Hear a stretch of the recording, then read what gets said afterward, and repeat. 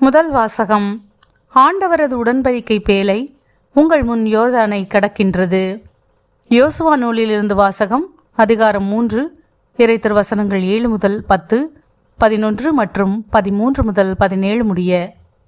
அந்நாள்களில் ஆண்டவர் யோசுவாவிடம், இன்று இஸ்ரவேலர் அனைவரின் பார்வையில் உன்னை உயர்த்தத் தொடங்குகிறேன். அதனால் நான் மோசேயுடன் இருந்தது போல உன்னோடும் இருப்பேன் என்று அவர்கள் அறிந்து கொள்வார்கள். உடன்படிக்கை பேழையை தூக்கி வரும் குருக்கள் யோர்தான் ஆற்றங்கரைக்கு வந்தவுடன் அங்கேயே நிற்குமாறு அவர்களுக்கு கட்டளையிடு என்றார். யோசுவா இஸ்ரேல் மக்களிடம், இங்கே வாருங்கள், உங்கள் கடவுளாகிய ஆண்டவரின் வார்த்தைகளை கேளுங்கள். வாழும் இறைவன் உங்களிடையே இருக்கின்றார் என்று இதனால் அறிவீர்கள். இதோ, உலகனைத்தின் ஆண்டவரது உடன்படிக்கை பேழை உங்கள் முன் யோர்தானை கடக்கின்றது. உலகனைத்தின் ஆண்டவரது உடன்படிக்கை பேழையை தூக்கிச் செல்லும் குருக்களின் காலடிகள் யோர்தான் நீரில் பட்டவுடன் அத்தண்ணீர் பிரிந்து போகும். மேற்பகுதியிலிருந்து ஓடிவரும் தண்ணீர் குவியலாக நிற்கும் என்றார். மக்கள் தங்கள் கூடாரங்களிலிருந்து யோர்தானை கடக்க புறப்படும் போது குருக்கள் உடன்படிக்கை பேழையை தூக்கிக் கொண்டு மக்கள் முன்னே சென்றனர். உடன்படிக்கை பேழையை தூக்கிச் சென்ற குருக்கள் யோர்தானை அடைந்தனர். அவர்கள் காலடிகள் யோர்தான் நீரின் விளிம்பில் நனைந்தவுடன் மேற்பகுதியிலிருந்து ஓடி வந்த யோர்தான் நீர் வெகு தொலைவில் நின்றது.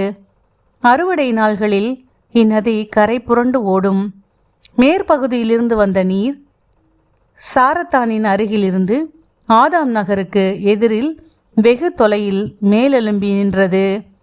கீழே ஓடிய நீர் பாலை நில கடலாகிய சாக்கடல் வரை ஓடி மறைந்தது. மக்களும் எரிகோவுக்கு நேர் எதிராக கடந்து சென்றனர்.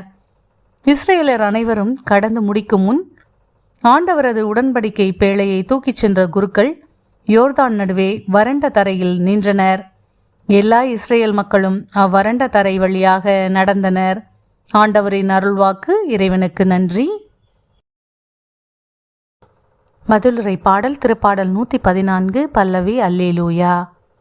எகிப்து நாட்டை விட்டு இஸ்ரேலர் வெளியேறிய பொழுது, வேற்று மொழி பேசிய மக்களை விட்டு யாக்கோபின் குடும்பம் புறப்பட்ட பொழுது, யூதா அவருக்கு தூயகமாயிற்று. இஸ்ரேல் அவரது ஆட்சி தலமானது. பல்லவி. அல்லேலூயா. செங்கடல் கண்டது, ஓட்டம் பிடித்தது, யோர்தான் பின்னோக்கி சென்றது.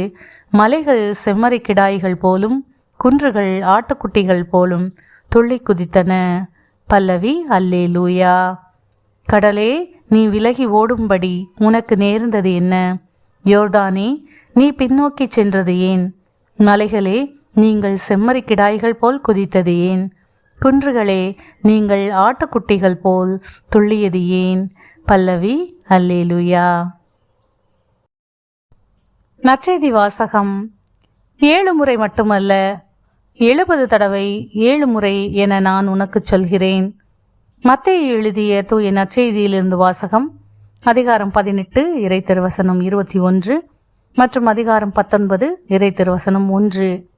அக்காலத்தில் பேதுரு இயேசுவை அணுகி, ஆண்டவரே, என் சகோதர சகோதரிகளுள் ஒருவர் எனக்கு எதிராக பாவம் செய்து வந்தால் நான் எத்தனை முறை அவரை மன்னிக்க வேண்டும்? 7 முறை மட்டுமா என கேட்டார். அதற்கு இயேசு அவரிடம் கூறியது, 7 முறை மட்டுமல்ல, 70 தடவை 7 முறை என நான் உனக்கு சொல்கிறேன். விண்ணரசை பின்வரும் நிகழ்ச்சிக்கு ஒப்பிடலாம். ஓர் அரசர் தன் பணியாளர்களிடம் கணக்கு கேட்க விரும்பினார். அவர் கணக்கு பார்க்க தொடங்கிய பொழுது அவரிடம் 10,000 தாலந்து கடன்பட்ட ஒருவனை கொண்டு வந்தனர். அவன் பணத்தை திருப்பிக் கொடுக்க இயலாத நிலையில் இருந்தான். தலைவரோ அவனையும் அவன் மனைவி மக்களோடு அவனுக்குரிய உடைமைகள் யாவற்றையும் விற்று பணத்தை திருப்பி அடைக்க ஆணையிட்டார். உடனே அப்பணியால் அவர் காலில் விழுந்து பணிந்து, என்னை பொறுத்தருள்க, எல்லாவற்றையும் உமக்கு திருப்பி தந்து விடுகிறேன் என்றான். அப்பணியாளின் தலைவர் பரிவு கொண்டு அவனை விடுவித்து அவனது கடன் முழுவதையும் தள்ளுபடி செய்தார்.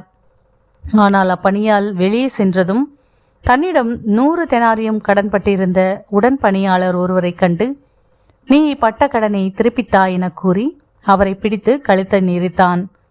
உடனே அவனுடைய உடன் பணியாளர் காலில் விழுந்து, என்னை பொறுத்தருள்க, நான் திருப்பி கொடுத்து விடுகிறேன் என்று அவனை கெஞ்சி கேட்டார். ஆனால் அவன் அதற்கு இசையாது கடனை திருப்பி அடைக்கும் வரை அவரை சிறையில் அடைத்தான். அவருடைய உடன்பணியாளர்கள் நடந்ததை கண்டபோது மிகவும் வருந்தி தலைவரிடம் போய் நடந்தவற்றையெல்லாம் விளக்கி கூறினார்கள். அப்போது தலைவர் அவனை வரவழைத்து, பொல்லாதவனே, நீ என்னை வேண்டிக் கொண்டதால் அந்த கடன் முழுவதையும் உனக்கு தள்ளுபடி செய்தேன்.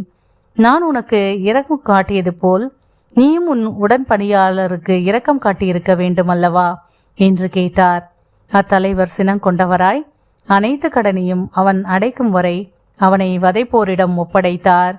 உங்களுள் ஒவ்வொருவரும் தம் சகோதர சகோதரிகளை மனமாற மன்னிக்காவிடில் விண்ணுலகில் இருக்கும் என் தந்தையும் உங்களை மன்னிக்க மாட்டார்.